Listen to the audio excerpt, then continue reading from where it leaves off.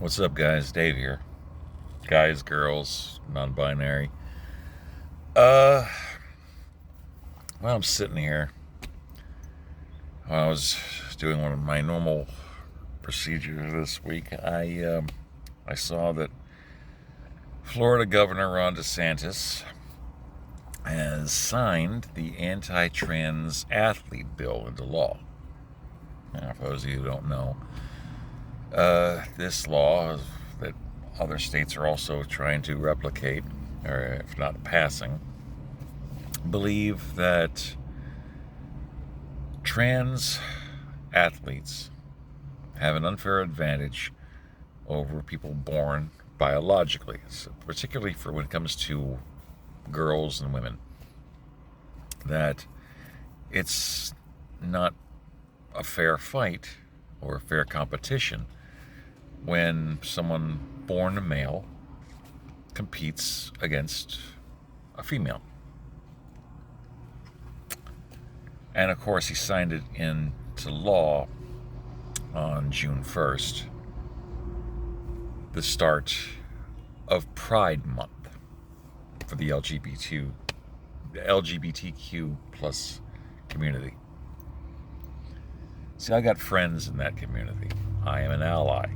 I got your backs. I got friends in the whole spectrum here, and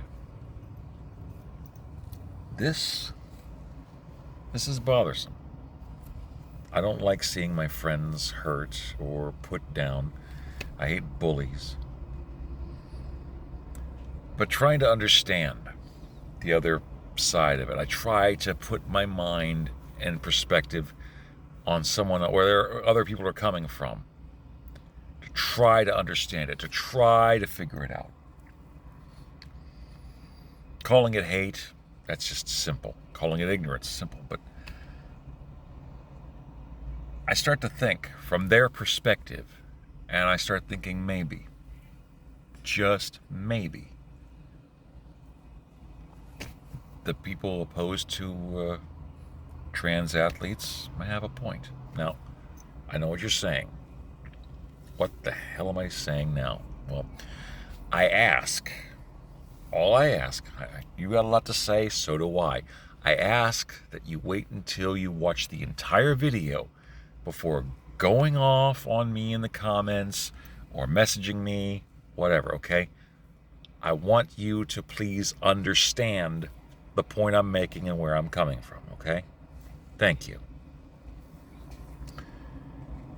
See, the whole thing is that it goes back to the perspective that it's not just something against the LGBTQ community, but inherently a biological set of differences between biological men and biological women.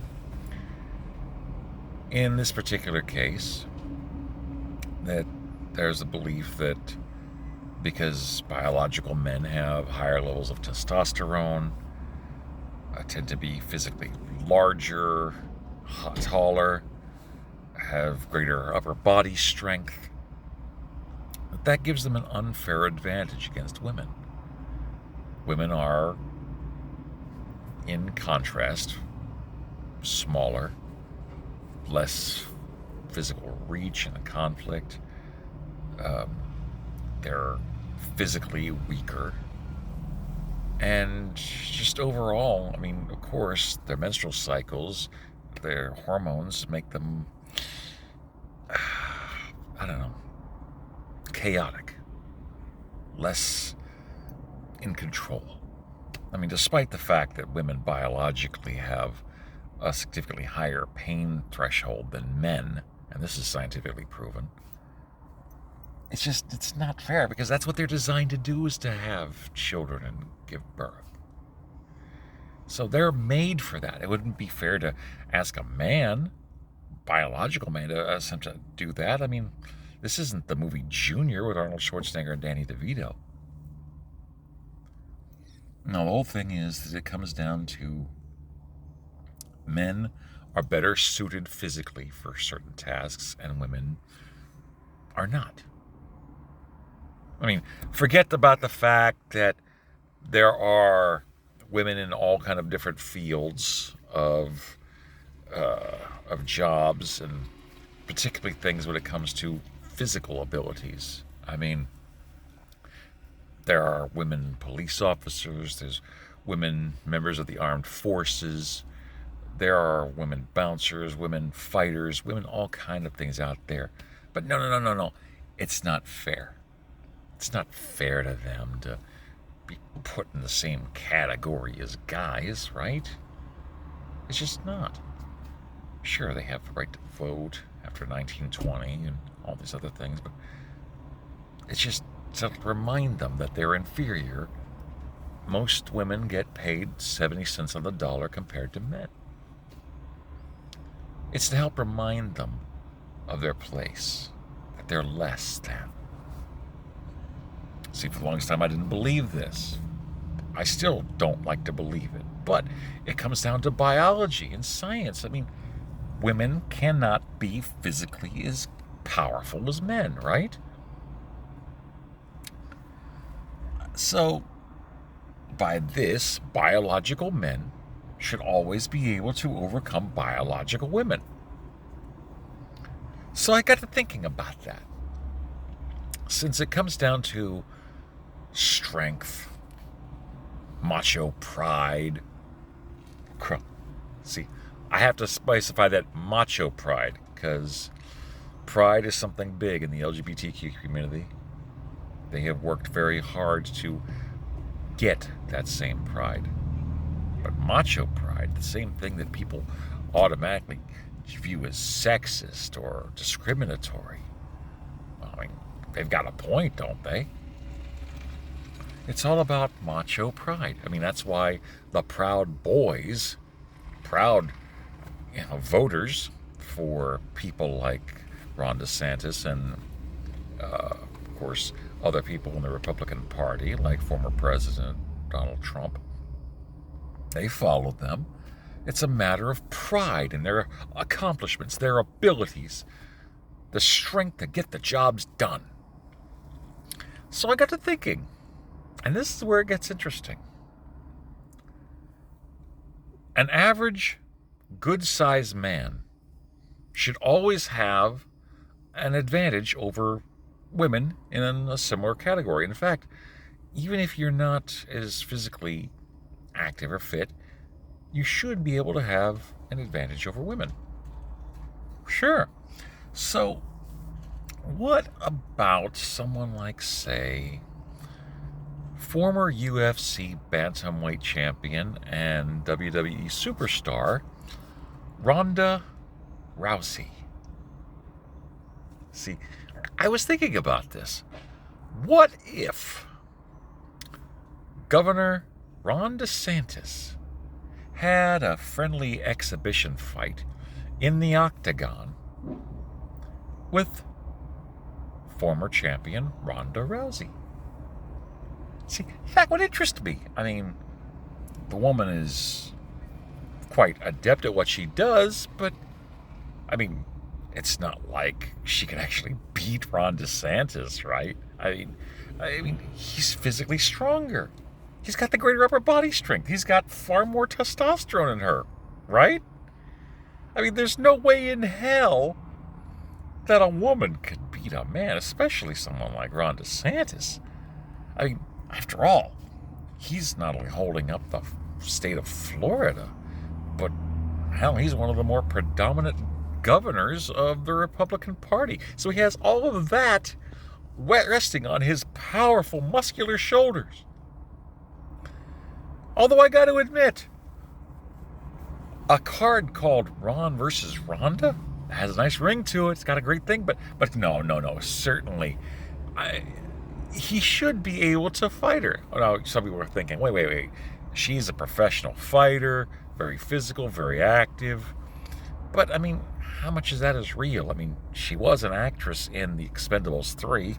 How much of that was her stunt double, for God's sake? No. But that's where it gets interesting. Could Florida Governor Ron DeSantis beat former UFC bantamweight champion Ronda Rousey? I mean, like I said, she's a WWE superstar, and her, let's face it, Ron's master. I mean, I'm sorry, idol, former president Donald Trump was in the WWE shortly. He made appearances, and hell, Ron had WWE performing here in Florida for a long time. Should be able to work. Especially what happens if you got an octagon here in Florida. He'd be standing up against all of that. All of the naysayers would go down. And not just tagging somebody in. No, it has to be Ron. After all, he could get in shape really quick. Do a nice little, Rocky-style training montage. Why, some people that support him might just be able to say that, well, hell, he could whoop her ass and be home in time for dinner. Probably a well-done steak with ketchup. Just like Trump does, right? I mean, after all, there's nothing inferior or less manly about somebody that has steak well done with ketchup, right? I say this. I say, make it a fun exhibition. Make it pay-per-view. Generate that revenue. Bring in that cash. I say put aside part of the card as far as like a little contest about donating to charity. I say if Ron DeSantis wins the card, then it can go to whatever charity or maybe even whatever he views for maybe even his supposed going for a presidential run in 2024. That could work. But if he does happen to lose, which how could that possibly be? If he were to lose against Ronda Rousey, then that proceeds of the money would then go to whatever her charity or organization would be of choice. I mean, it could be, it could be the various LGBTQ, plus groups around here in Florida. Maybe it's going to Planned Parenthood.